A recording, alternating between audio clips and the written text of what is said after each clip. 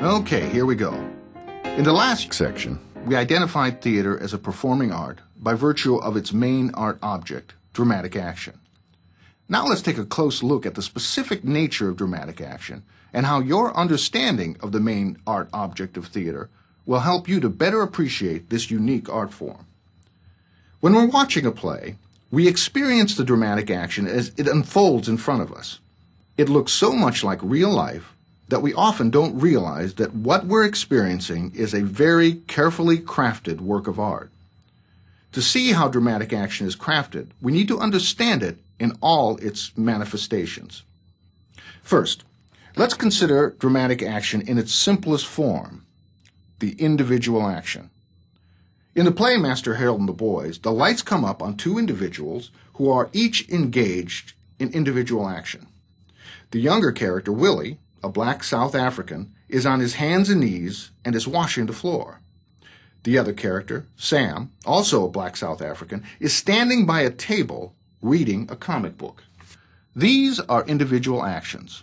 Naturally, it would be quite a boring play if these individual actions made up the evening's entertainment. So the actions continue. Willie gets up and moves his washing bucket and begins to step back and forth. This develops into a simple ballroom dance.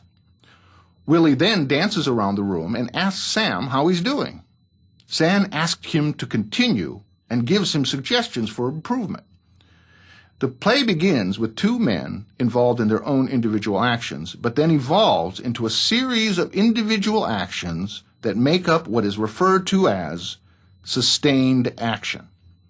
The sustained action here can be identified as Sam teaches ballroom dancing to Willie.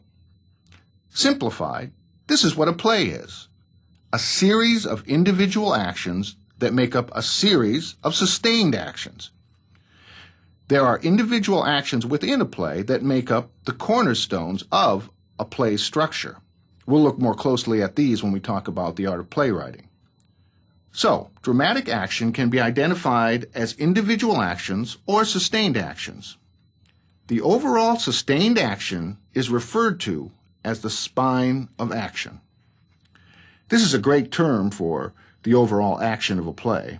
If you think about it, each individual action is similar to each individual vertebrae in a spine. The placement of each vertebrae determines the overall shape of the spine in the same way that the placement of each individual dramatic action will determine the overall sustained action of the play. Another way to consider dramatic action is by two basic levels of dramatic action. First, there is the observable action. This is the action that we can see taking place.